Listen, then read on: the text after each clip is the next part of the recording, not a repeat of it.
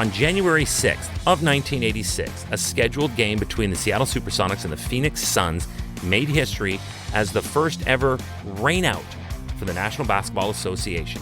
Hi, I'm Chris May, writer, producer, and host of This Day in Weather History, now in its second year from the Weather Network in Canada.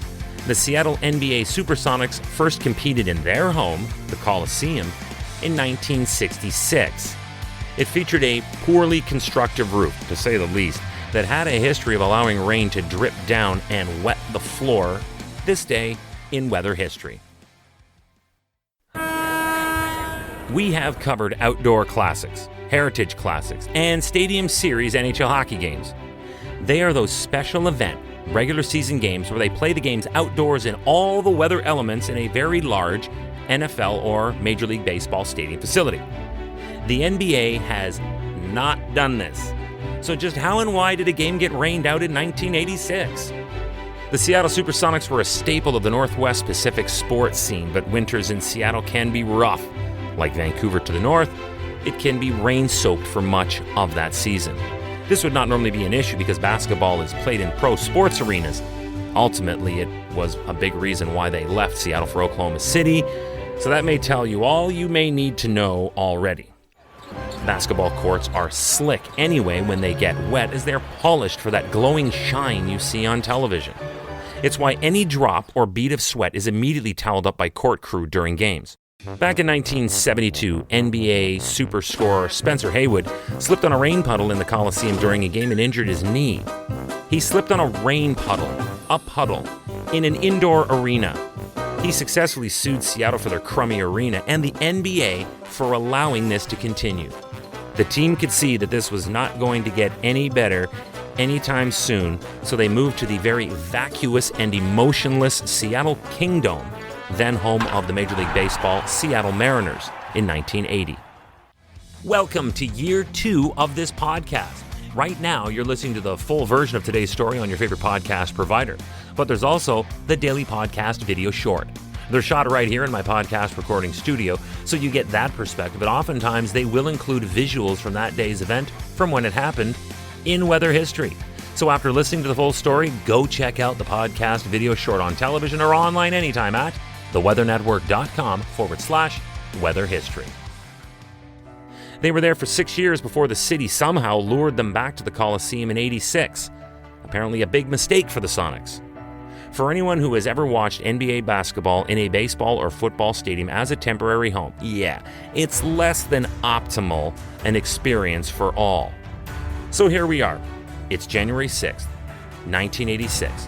The city had just likely assured them that all was well and we need our tenant back. They were set to play the Phoenix Suns. The game was already delayed almost 10 minutes while the court crew I told you about a moment ago were scrambling around toweling the leaky drips as fast as they were falling. It had to have been a comical scene by this point. It was early in the game, only just started the second quarter, and the roof just kept on leaking. Sonics coach at the time, Bernie Bickerstaff, called a timeout after 2 players had slipped and fallen. Then the comedy started. Some of the 5,548 fans opened their umbrellas in the stands. Now, let's just stand back for a second. 2 takeaways here. 1, there were only 5,548 at the game, so that is a statement in unto itself as to how either awful the conditions were that day or how little the Sonic support was at that time. Then 2, for the fans to have umbrellas in the stands would lead one to conclude that it was raining hard enough outside to necessitate said brawlings. The timeout in basketball is a strange creature. No one really exactly knows how long they are because they're never really enforced, especially when television takes control. But I will say this, they are not supposed to exceed 75 seconds even in a TV timeout. But this timeout ended after 55 minutes. And that's when referee Mike Mathis called the game. Yes, the Sonic Sun game in the Coliseum is canceled on account of rain leaking through the arena roof. And it went down as the first time in NBA history that a game had to be called on account of rain when it happened in 1986 on this day in weather history. Hey, do you like the podcast? We'd love to hear from you. If you have an idea, go go right now to wherever you're listening to me and rate us if you would please. It's on a 5-star system and we would love as many stars as you can afford. So rate us, but then also review us. This way we can always stay on top of how you'd like to see the show evolve. Then remember to subscribe to this podcast. Click the subscribe or follow button right there on the very same podcast homepage you're listening on.